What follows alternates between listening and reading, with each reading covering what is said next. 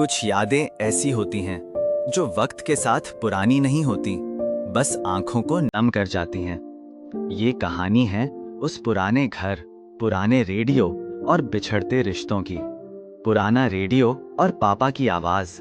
आज घर की सफाई करते समय स्टोर रूम के एक कोने में रखा वो पुराना रेडियो मिला।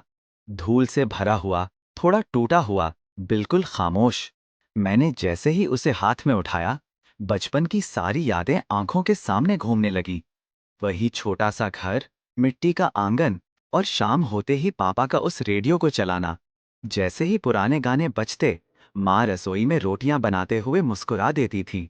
दादी चारपाई पर बैठ जाती थी और हम सब भाई बहन पापा के पास आकर बैठ जाते थे। हमारे पास ज्यादा पैसे नहीं थे, लेकिन सुकून बहुत था।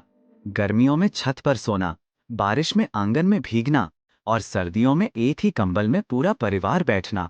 वो दिन शायद गरीब थे, लेकिन खुशियां बहुत अमीर थीं। फिर धीरे धीरे वक्त बदल गया।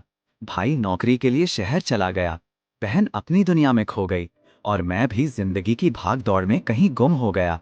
अब वही घर बिल्कुल शांत रहता है। न माँ की आवाज सुनाई देती है, न पापा का रेडियो बजता है। बस दीवारों पर लगी पुरानी तस्वीरें रह गई हैं, जो हर दिन पुराने दिनों की याद दिलाती हैं।